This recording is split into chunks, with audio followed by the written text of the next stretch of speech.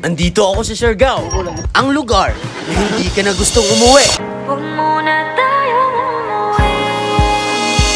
At syempre, hindi ako nag-iisa. Kasama ko si Beatmaster, Miss Barbie, Bridget Anjison Ik, Winston Lee, Boy Banat, at ang pinaka-pogi sa lahat, walang iba, Joshua Garcia IST, Hanli TV.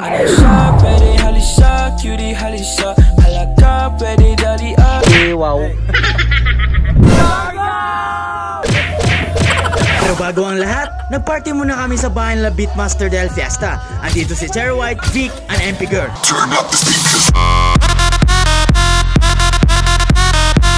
Kaumagahan, agad-agad na ako naging pake at sabay flex.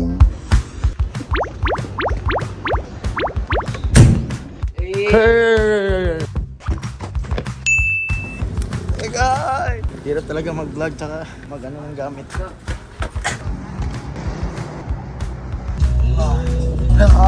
Let's go! Kailangan muna namin sumakay ng barko papuntang Surigao para makarating sa Siargao. And right now, hindi talaga mawawala ang inuman lalo na pagkasama ang totoong tao. This kind of view, mapapasabi ka talaga ng I love you. Let's go to Siargao! It's time to sleep para masarap yung panaginip, para makapag-isip sa mga katulad kong walang isip. Hanep! Umaga na naman, sumisilip sa mga tanawin at bukirin para makahagip ng hangin, damdamin at isipin para maabot ang adikain. At syempre, baliwalain ang mga bayarin. Pagkarating namin sa Surigao, agad-agad na kaming pumunta ng port para makapunta sa aming destinasyon, impormasyon, edukasyon, komunikasyon, lokasyon, boom, rhyme. Laway! Iniwan ko yung jowa ko para magka-Amerikana ako sa Siargao. Sumakay na naman ng barko kasama ang mga loko-loko. Ako, masaya pagkasama ko sila. Malaking tiwala at walang pagkabahala. Mga problema ko'y baliwala. At sa mga hindi nakakilala sa akin, ako nga po pala ang videographer ni Beatmaster sa Siargao. Kung gusto nyo mapanood ang full video, visit nyo lang ang Team Bahay page. Dahil sa vlog ko na ito, ang makikita nyo lang ay POV bilang isang videographer ni Beatmaster.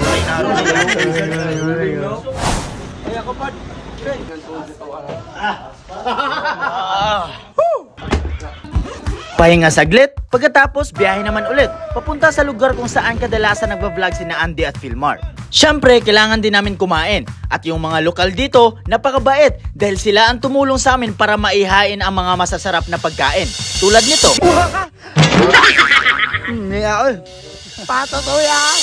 Kaya kami pumunta ng Siargao kasi lilibuti namin ang buong lugar kasama ang mga sikat na content creator. Sa bawat lugar na aming napuntahan, marami kaming natuklasan sa mga magagandang kalikasan. Gayunpaman, ako'y napaisip kung saan ba ako nasisiyahan, kung sa lugar o sa aming samahan at tawanan. First time ko dito at pangarap ko ito, kaya ako na pa dito dahil kay Beatmaster, ang aking idolo. Ako si Amigo, unang vlog at huling shoot ko na to. Sa 6 months na pagtatrabaho ko ni Beatmaster, masaya ako dahil ang dami ko natutunan bawat proyekto. Di man ako perpekto, pero mataas ang aking respeto. Mawalay ka sa piling ng iba, edi wow.